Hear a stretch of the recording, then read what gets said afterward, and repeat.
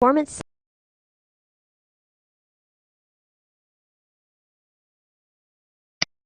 Products are redesigned when their performance is changed, and/or their size is changed, and/or their MTBF is changed. Let's reposition the traditional product able. Entering 7 in the performance cell updates the R&D spreadsheet. A revision date appears. The spreadsheet calculates the perceived age of the product on the revision date. Note: when a product is revised, customers perceive it to be half its former perceived age. In other words, if a product is 4 years old just before the revision date, customers will perceive it to be 2 years old on the revision date. The spreadsheet also calculates the R&D project cost. Note the slight increase in material cost. Increasing the performance increases the cost of material. The age at revision in the column above is reflected in the age profiles chart. Note the sawtooth drop in the able bar. Able's age, same as perceived age, is cut in half the day it emerges from R&D. Note also that Able now appears twice on the perceptual map. The center of the magenta name depicts its location at the end of the R&D project. Entering 12.5 in the size cell updates the spreadsheet again. The revision date, age at revision, and R&D cost have all increased. Note the revision date is in May of 2003. The material cost bar is longer. The center of the magenta name has shifted down. The sawtooth has disappeared from the age profile. This chart shows the age during the course of the upcoming year. The new revision date is next year, therefore the age profile will not change this year. However, the age profile will change next year. This is how the R&D screen will look in round 2, January 1st, 2003. The Able cells are yellow. Users can change green cells in the Capstone spreadsheets. They cannot change yellow cells. The Able cells are yellow, locked, because teams are not allowed to start a new R&D project before an old project is finished. Let's go back to round 1, January 1st, 2002. We're concerned about the May 19th, 2003 completion date because we will not be able to start a new project next round. We want to scale back the Able project so that it will end sometime in 2002. Let's decrease the performance to 6.6 and increase the size to 13.1. The revision date is now December 26, 2002.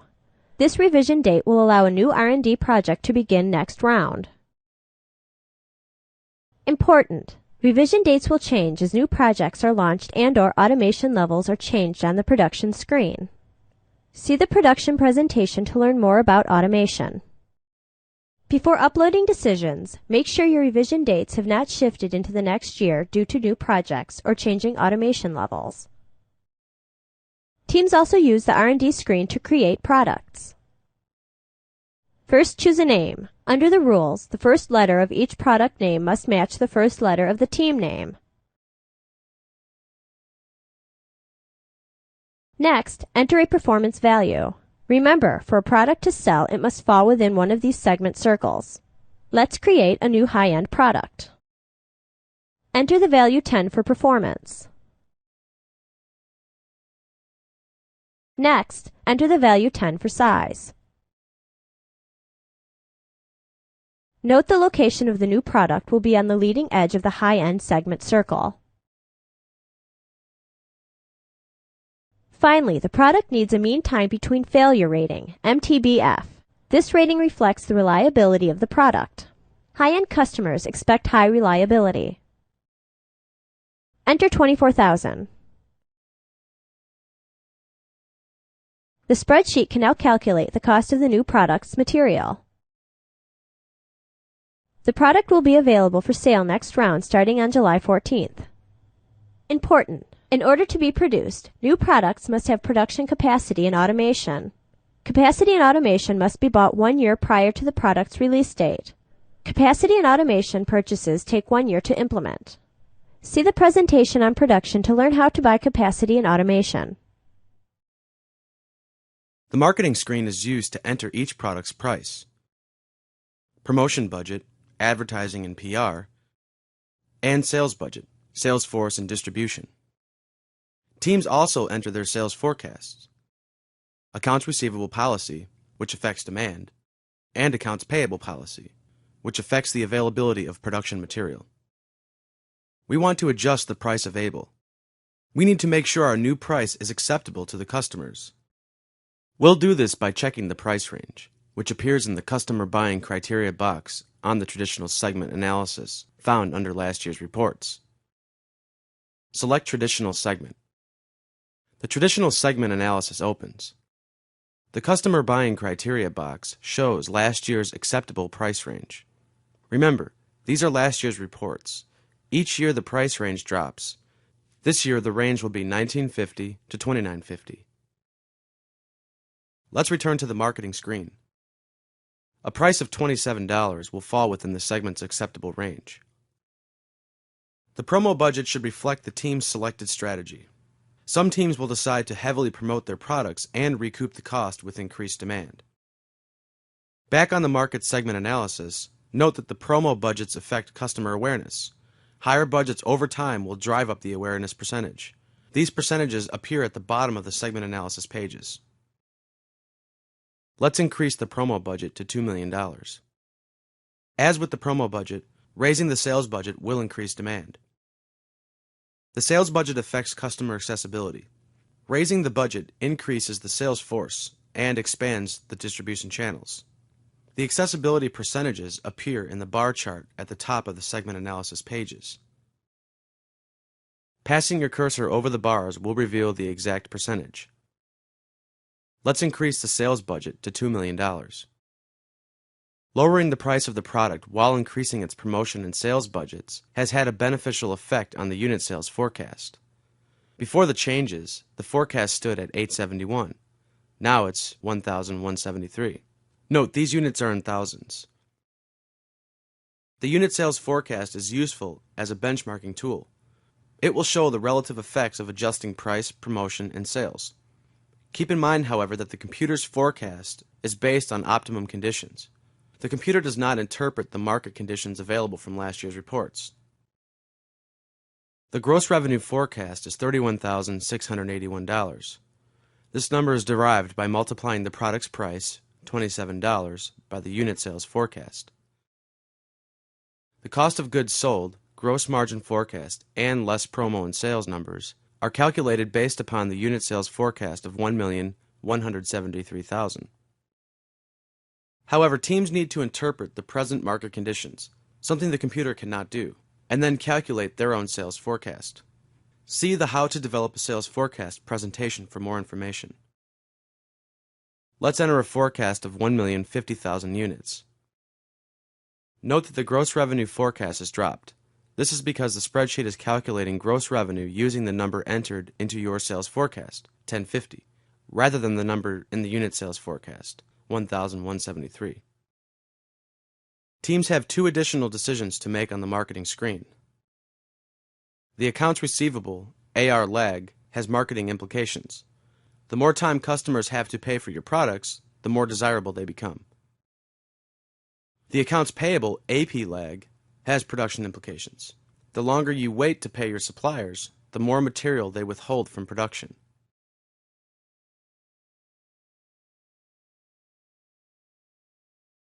The production screen is used to schedule the number of products to manufacture in the current year and to purchase new capacity. 1 year is required to order and install additional production capacity, and to change automation in the year that follows. 1 year is required to change an automation rating. On this screen, production information is divided into columns. On the R&D and marketing screens, the product information is divided into rows.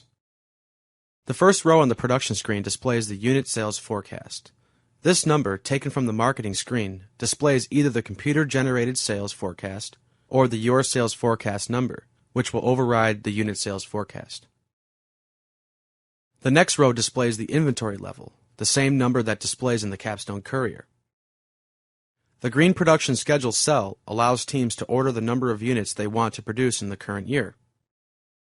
To begin determining this number, teams should subtract their current inventory from their sales forecast. Be sure to see the presentation How to Develop a Sales Forecast for further information. Our forecast predicts 1,050,000 units will be sold this year. Remember, these numbers are in thousands. 141,000 units are currently in inventory. Subtracting that from 1,050,000 leaves 909,000. Let's start by trying 909,000 in the production schedule. Enter the number 909. 909,000 units have been scheduled for production. Remember, the number 909 is in thousands. But note the number in the production after adjustment cell. This is the true number of units that will be produced. This number 900 or 900,000 units is less than the scheduled 909,000.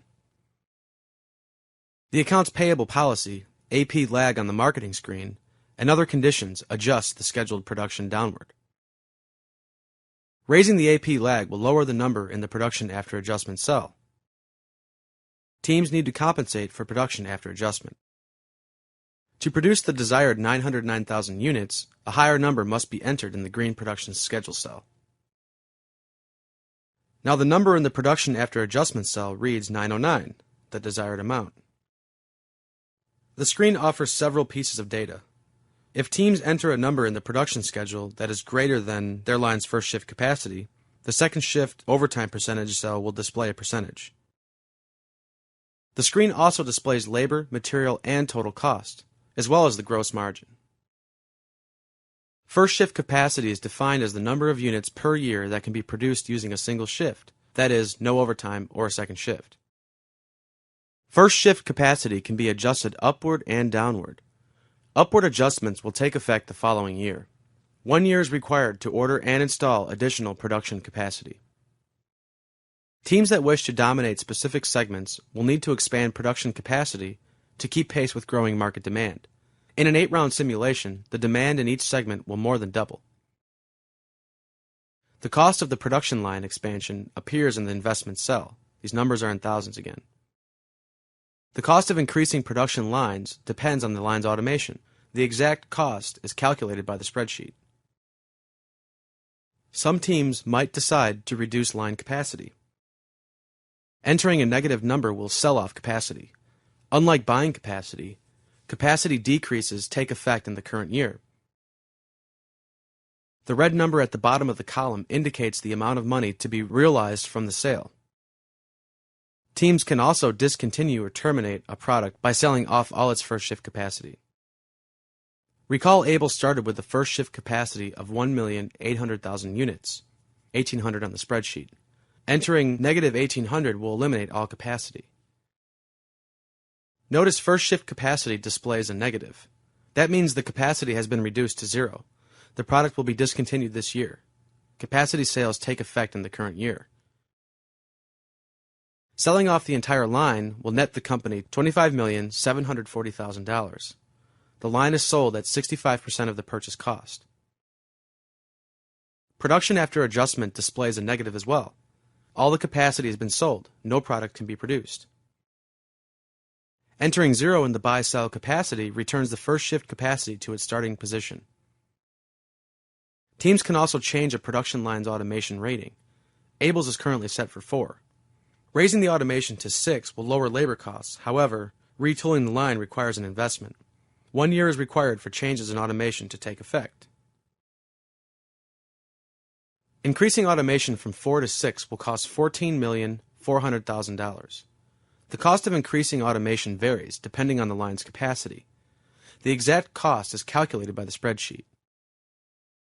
Unlike the buy-sell capacity cell, reducing automation will not raise cash.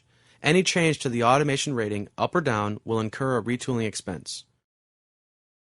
If new products have been created, they will need production capacity and automation before they can be manufactured. Use the buy-sell capacity and new automation rating cells to create the new products line.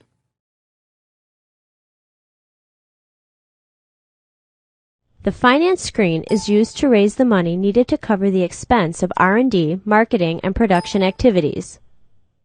The screen has 3 decision areas: common stock, current debt, and long-term debt. The screen is also used to retire bonds, buy back stock, and declare dividends. Note the number in the December 31st, 2002 cell. The number is red, and in parentheses, which indicates a shortfall, that is, the expected sales revenue will not exceed expenses. The company will need to turn to the capital markets to finance its activities. Failing to cover all or part of this shortfall will result in an emergency loan, which carries an above-market interest rate. We need to cover the shortfall by issuing long-term bonds, issuing stock, and issuing current short-term debt. Switch to the pro forma balance sheet. Under the current circumstances, the sheet shows that the ending cash position for the year will be negative $11,144,000. This number needs to become positive. The cash percentage is negative as well. This number needs to be in the 3 to 7% range. The issue long-term debt cell allows teams to create 10-year bonds. Click on the issue long-term debt cell and type 10,000, then click enter. Note there is no need to type a comma or a dollar sign. Note that the number in the December 31st, 2002 cell has changed from $10,257 to $2,293, a reduction of $7,964,000, not $10 million. The amount has been lowered by $7,964,000 because this year's interest and the bond broker's percentage have been deducted. Switch back to the pro forma balance sheet. The ending cash balance of $2,293 displays. As expected, the percentage is still negative. A $2,293,000 deficit remains. Click on the Borrow cell under Current Debt and type $2,293, then click Enter. As expected, a slight deficit remains. The interest cost of this loan is added to the December 31st, 2002 obligation. Click on the Borrow cell again, type $2,480, then click Enter. The deficit disappears. Return to the pro forma balance sheet. According to the pro forma balance sheet, the cash position at the end of the year will be 0%. Additional money can be raised through the sale of common stock. To raise $2 million with common stock, enter $2,000 in the issue stock cell, then click Enter. Under these current circumstances, the sheet shows an ending cash position for the year will now be a positive $1,939,000.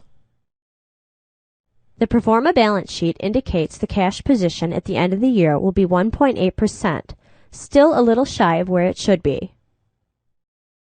Enter $4,000 in the issue stock cell, then click Enter. The ending cash position is now a positive $3,574,000. The ending cash position is now 3.5%.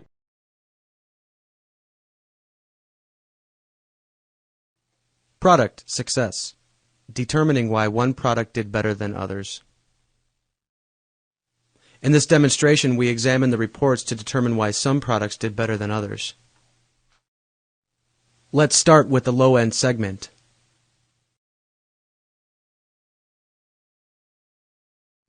Customers incorporate your sensors into their products. In the low-end segment, your customers do not change their product designs very often. They are price sensitive and want older designs which still fit their old products. Their top concern is price. It accounts for over half the purchase decision. They want old sensor designs. Demand peaks when sensors are 7 years old. They prefer products in the trailing part of the segment. On December 31st, the ideal positioning was about here.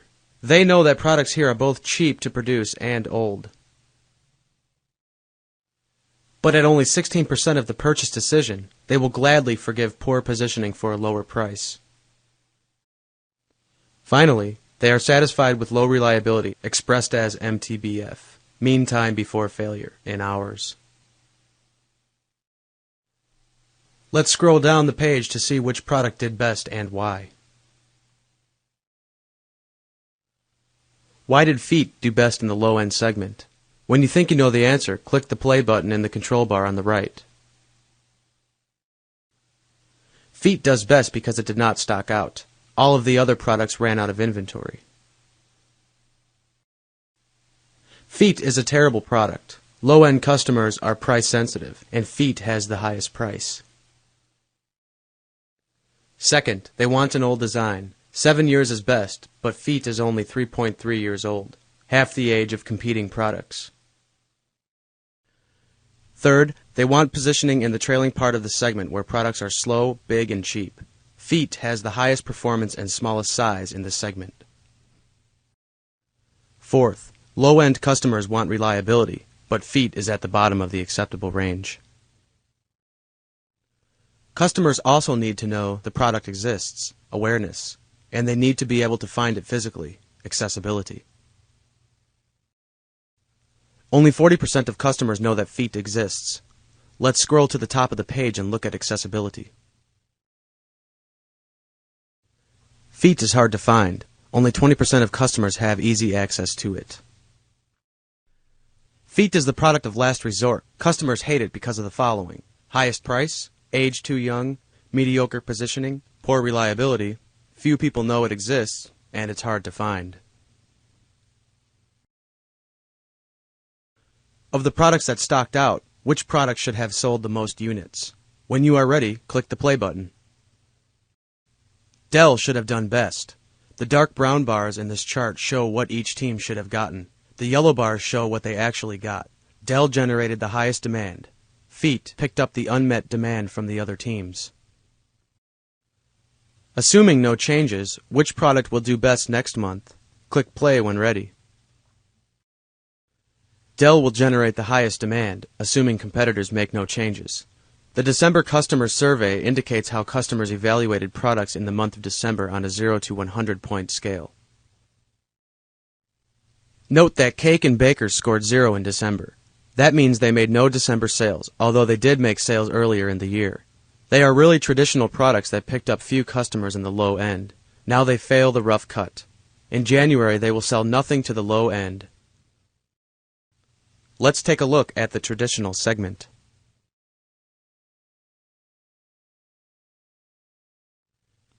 Traditional customers want these attributes. Design age is most important. They want a proven product 2 years old. Price is second, followed closely by positioning in the center of the segment. Reliability is least important.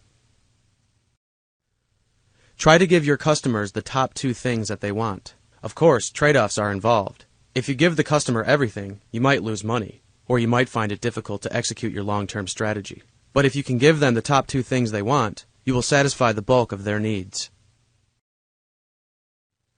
Cake looks great. Why did Cake do so poorly? For reference, traditional customers want an age of 2.0 years, price $19.50 to $29.50, positioning in the segment center, reliability $14,000 to $19,000. Click play when ready. Cake was revised in December when it moved to its new position.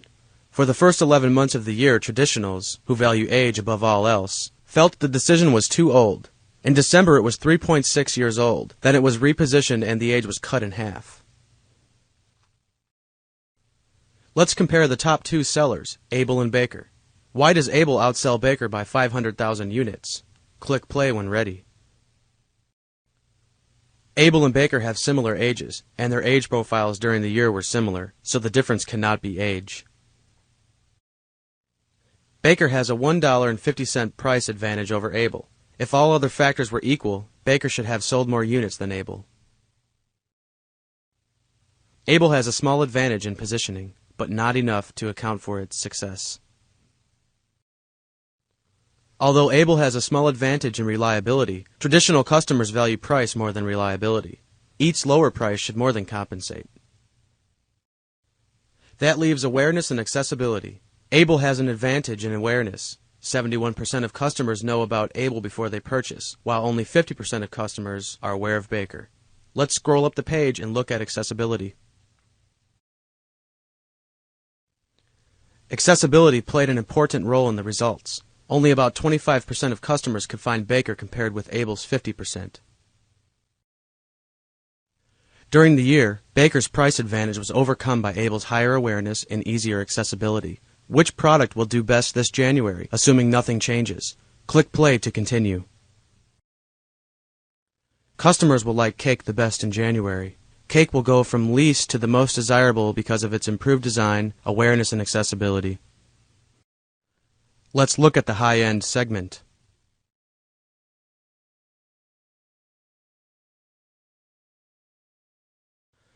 High-end customers want positioning. The table shows the ideal spot on December 31st. PFMN 10.7 size 9.3 puts the ideal spot in the segment about here. High-end customers want an age of 0. The latest, smallest, highest performing product around. They respond best to brand new products. They want high reliability, too. By implication, this is an expensive product to make. Fortunately, they are willing to pay a high price if we can give them what they want. Why did Awesome do so poorly? Click play to continue. Awesome is a great product, but it did not appear in the market until late October.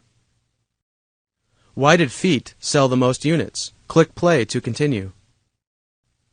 Fist was moved early in the year. During most of the year, its positioning was better and its age was lower than its competitors. Echo was not moved until December, and Sid was not moved until July. In summary, let's 1. Check for stockouts, 2. Check revision dates, 3. Pay close attention to the top 2 buying criteria in the segment, 4. Before customers will seek your product, they must be aware of it, 5. For customers to buy your product, they need easy access, and 6. The December customer survey is a good predictor for sales in the early part of next year.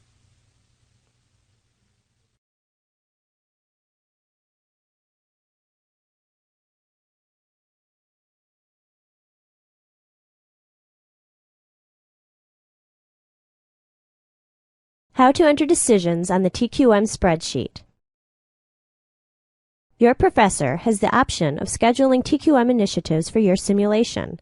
Check your welcome page to determine if TQM rounds have been scheduled. Select TQM from the Strategy menu.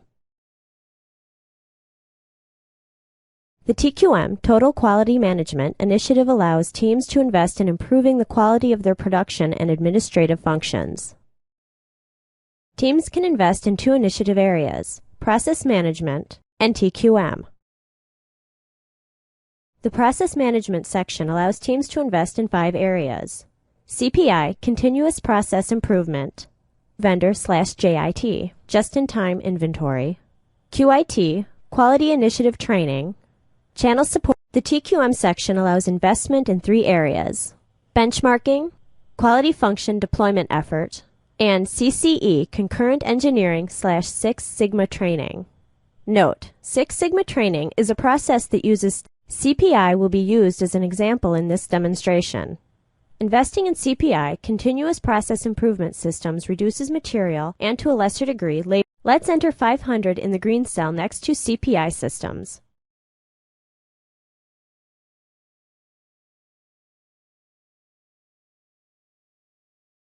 Notice that nothing has changed in the projected cumulative impact columns. A $500,000 investment is too small to show a reduction in cost. TQM investments follow a classic S-shaped curve. An S-shaped curve predicts diminishing returns when an investment is too little or too big. The $500,000 CPI investment had no discernible impact. Let's try entering 1,500 in CPI systems. A $1,500,000 investment in CPI systems will yield a 4% to 5% reduction in material costs and a 1% reduction in labor costs. On the S-shaped curve, the $1,500,000 investment predicts a higher return per dollar. Vendor/just-in-time inventory reduces material, inventory, and administrative costs. Let's try entering 2,500 in vendor/JIT. The spreadsheet predicts the $2,500,000 vendor/JIT investment will yield a 2% to 3% reduction in material costs and a 4.6 On the S-shaped curve, our $2,500,000 investment lies in the area where the slope begins to flatten, predicting diminishing returns. This indicates the $2,500,000 might not. Instead of $2,500, let's put $1,700 into vendor/JIT. Spending $1,700,000 instead of $2,500,000, a 32% reduction, reduces administrative savings by only 7% and may yield. On the S-shaped curve, the $1,700,000 investment lies in an area where the slope is steeper, predicting a better return on the investment. After the round is processed, the exact results of your TQM efforts will be posted on page 12 of the Capstone Courier. The results will tell you how well your efforts are progressing and might even give you hints as to what strategies the other teams are preparing to follow. In the following year, this information also appears in the graphs on the TQM page. In summary, you and your team will need to determine which TQM initiatives best serve your purposes. Teams with low automation might want to focus on the initiatives that lower labor costs, including Quality Initiative Training and CCE, Concurrent Engineering/Six Sigma Training. Teams competing in the high technology segments with high material costs might consider initiatives that reduce material costs, including CPI systems and vendor/JIT. The areas your team invests in depends on your plan and strategy. Process management initiatives. CPI systems reduces material costs and to a lesser degree labor costs. Vendor/JIT, just-in-time inventory, reduces material costs, inventory carrying costs, and administrative overhead. QIT, Quality Initiative Training, reduces labor costs. Channel support systems increases the effectiveness of the sales budget and therefore demand. Concurrent engineering reduces R&D cycle time, the time needed to move products on the perceptual map and to change MTBF specifications. TQM initiatives. Benchmarking reduces administrative overhead and inventory carrying costs. Quality function deployment effort reduces R&D cycle time and enhances effectiveness of promo and sales budget. CCE, Concurrent Engineering/Six Sigma Training, reduces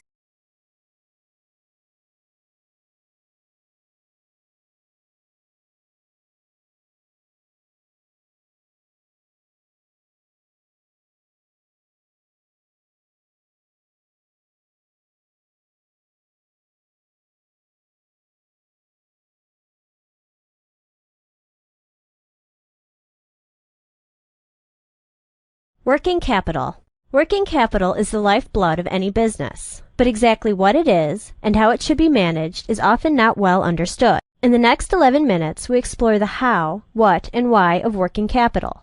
Working capital is the funds needed for day-to-day running of the company. Working capital is all the money tied up in things that you plan to sell one day. Consider the basic movement of a dollar through the business. This is called the business cycle. You start the whole process with cash on hand, which you pay out to create inventory. However, not all your inventory is financed just with your own cash. Some inventory is financed by your suppliers if you choose to owe them for some period rather than paying cash on delivery. Now, with a little luck and marketing skill, we will sell our inventory. These sales become accounts receivable if we are offering credit terms to our customers. Obviously, we wish to convert these receivables to cash as quickly as possible. Velocity of money through the business cycle is important. Where do you go to find the working capital you have tied up in the business? Working capital is shown to you on your balance sheet. Specifically, the current assets and current liabilities are the sum total of your working capital requirements. Let's review an example using a Capstone balance sheet. Here we see the three accounts that constitute current assets in Capstone, and the two accounts, accounts payable and current debt, that constitute current liabilities. By comparing the value of the accounts this year with the value of the accounts last year, we can see how working capital has moved over the 12 months. For example, note the cash is up to $11.9 million from $5.3 million. That is, an additional $6.6 million has literally been put into that account. While liquidity is better than the alternative, too much cash is not necessarily a good thing, for cash just sitting there is not earning much income for you.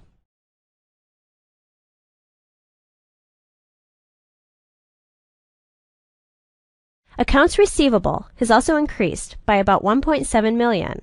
This may be a problem depending on the reason for the expansion. If the increase is directly attributable to increased sales volume, you may not have a problem. On the other hand, if the receivables have grown at a faster rate than your sales increase, this would indicate that you are taking longer to collect your money. This is not a good use of your working capital.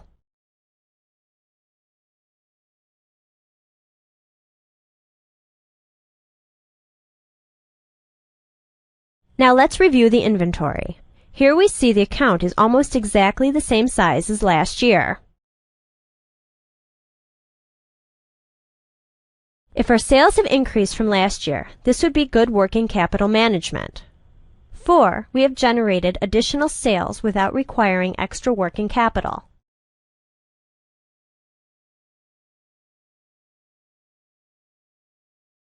On the other hand, if our sales have decreased from last year, this would be poor working capital management. For all other things being equal, lower sales should mean less need to tie up working capital in inventory.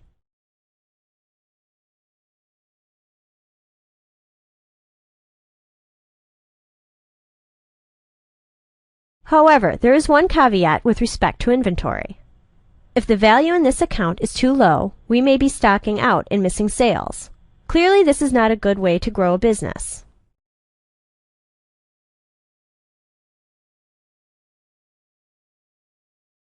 Now let's review accounts payable. It has grown by about $200,000 since last year, a small increase. Remember, this is money we owe to others but have not yet paid. In effect, it is partially offsetting the working capital we have tied up in inventory.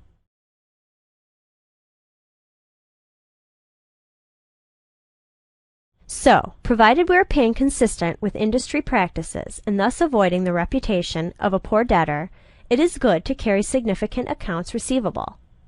Think of it as an interest-free loan. Current debt is simply funds we have borrowed for temporary use. By definition, we expect to pay back current debt within the next 12 months.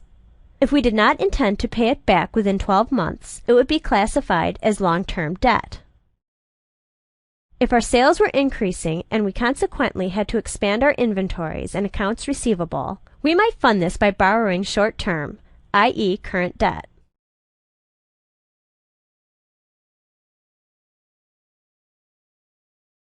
Borrowing short-term is appropriate when we are funding short-term assets. However, if we needed cash to buy plant and equipment, we should take long-term loans, for we will take years to earn back the cash through extra sales.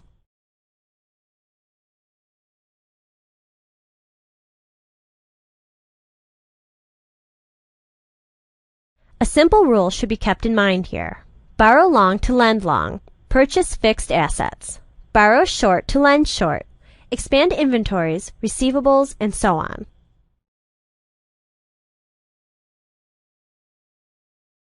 We identified our working capital changes between two periods by comparing the balance sheets for the two periods. There's a simpler way to see the changes in working capital, and that is by reviewing the cash flow statement.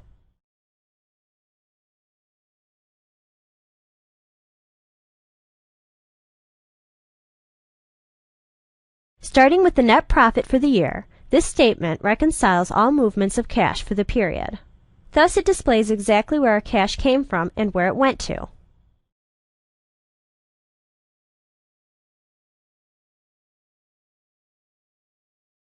When comparing the cash account for 2003 as compared to 2002, we noted that there was an additional $6.6 million in this account.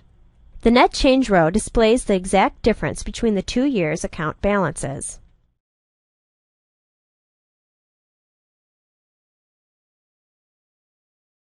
Recall that our inventory account decreased by a tiny value of $4,000. That is, in effect, a source of cash, and that we have $4,000 less tied up in inventory this year compared to last year.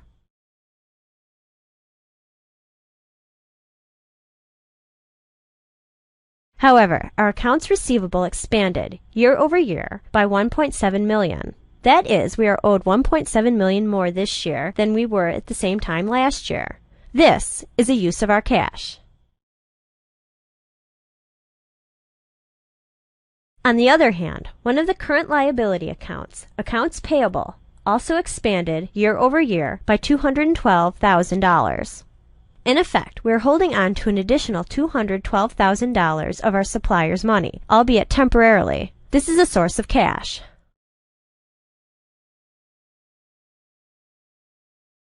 In summary, we can see the movement of working capital by reviewing the cash flows from operating activities section of the cash flow statement.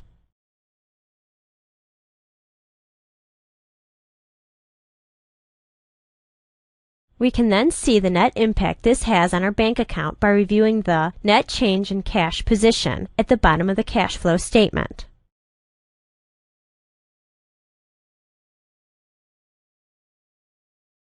Now let's practice managing our working capital through various mechanisms. We will start by going to the pro forma balance sheet.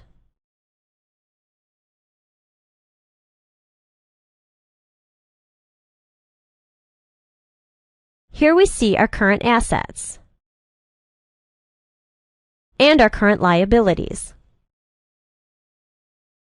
Note that our accounts receivable is projected to be $7.7 million. Now let's go to the marketing screen. Currently, our credit policy is to offer 30-day terms. That is, our customers have 30 days after they take delivery to pay us for the sensors they have purchased.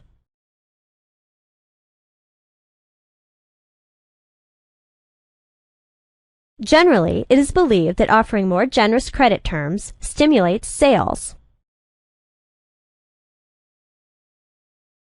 Observe that with 30-day terms, our sales forecast predicts 3.9 million units will be sold. Now let's make our credit offer more generous by increasing terms to 60 days. Now the sales forecast has increased to 4.1 million units. However, there are working capital implications here, for we are taking longer to collect our money. To see these impacts, we must return to the pro formas.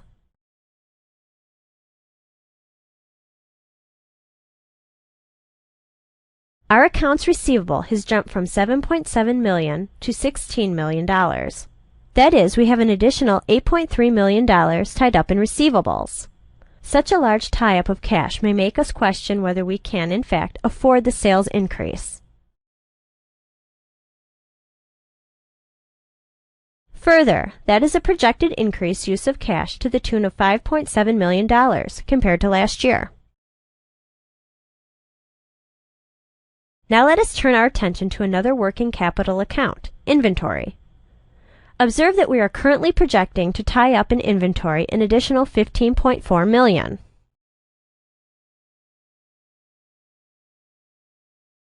Adding that to last year's inventories means that we are projected to end the year with $24.3 million tied up in inventory. This is clearly too much cash tied up in the account.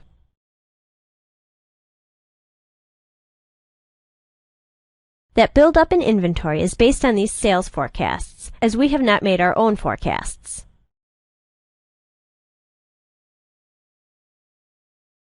We are not exactly sure how many units we will sell, and an accurate forecast would really help here. However, forecasting goes beyond this tutorial. See Making a Sales Forecast for a discussion of this.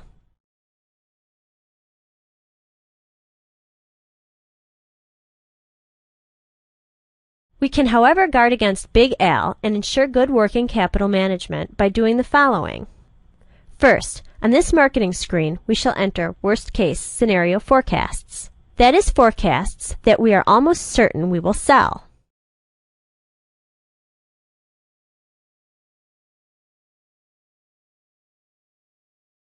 For Adam, our worst case, based on our analysis, is 1,200. For Acre, 1,300. Adam, 50 units. Remember, all numbers are in thousands. Aft, 190. and Agape $2.95. With these forecasts in place, we are clearly going to end the year with too much inventory.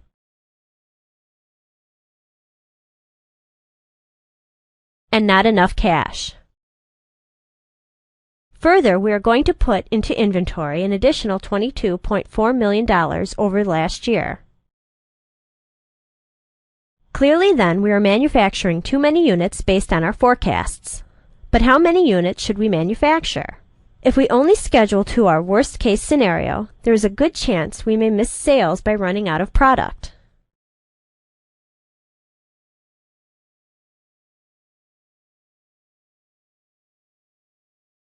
One technique to avoid this is to schedule production based on an optimistic forecast, even while leaving a pessimistic forecast on our marketing screen. Thus, our pro forma financials will show us what will happen if we overbuild and do not sell. That is, we see the worst possible outcome from a working capital perspective. With a real possibility, the actual numbers will look better.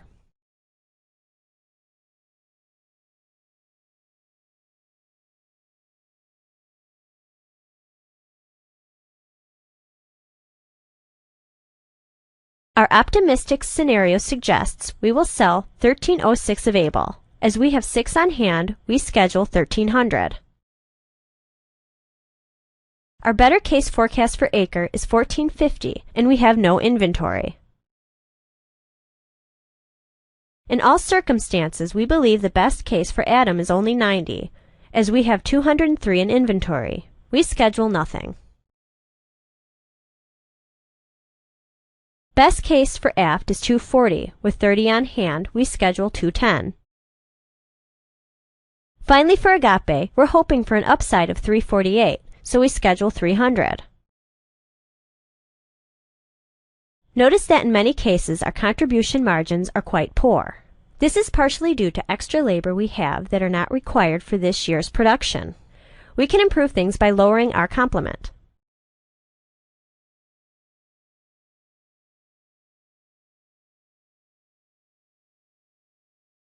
We reduce the complement to that needed 526 employees. Observe now that our contribution margins have significantly improved. Idle hands not only do the devil's work, but they also cost you money.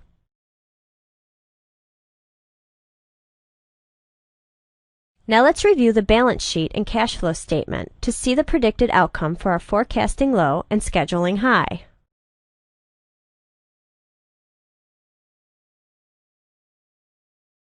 First, observe that the inventories are predicted to be $5.6 million, down from $29 million. Second, our cash position has improved markedly. If anything, we are predicting that we will have too much cash on hand. Cash is a relatively lazy asset, unlike inventory, which we can sell to generate sales.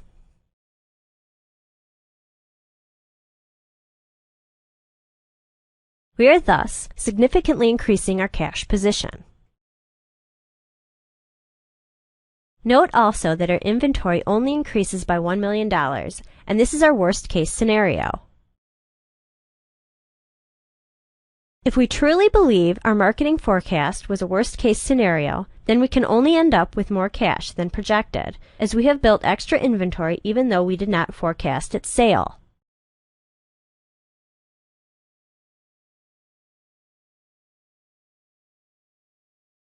We now come to a policy decision. How much cash is too much cash? This is a function of our risk orientation. As a conservative operator, I like to have 60 days worth of working capital on hand. Where can I go to get a quick snapshot of my working capital usage for next year? Click the pause button when you think you know the answer.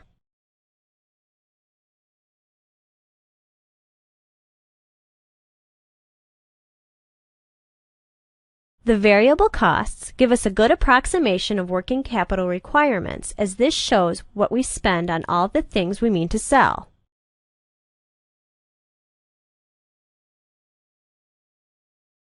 As our yearly spend is projected to be nearly $54 million, 60 days would represent 1/6 of that amount, or $9 million. That is, we could operate for 2 months without running out of money if we had $9 million in our bank account.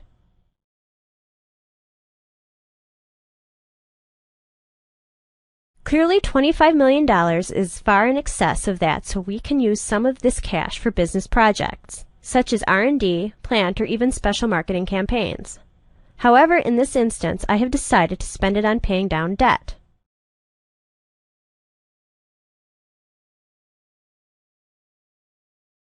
Before I do that, note that our current interest expense is projected to be $7.8 million. Now we will retire $18 million worth of long-term debt.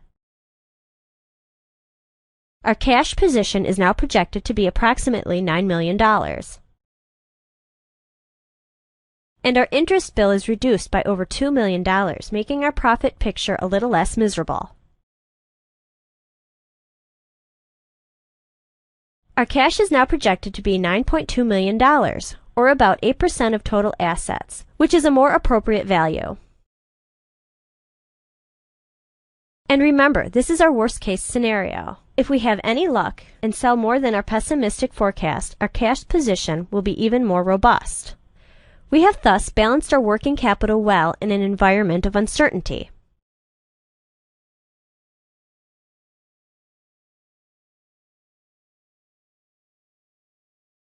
Working capital summary.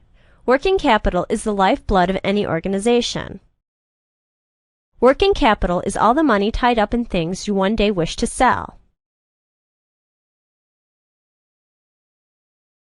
Working capital can be seen on the balance sheet under the headings Current Assets and Current Liabilities.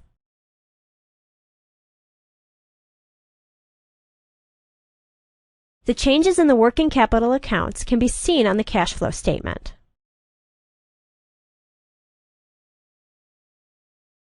The basic business cycle shows the movement of a dollar through the working capital cycle.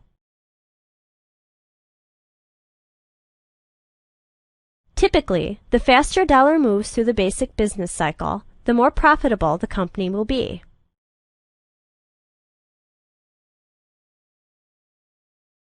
The current ratio is the value of current assets compared to current liabilities. Good management of working capital frees up cash for new investments in the company.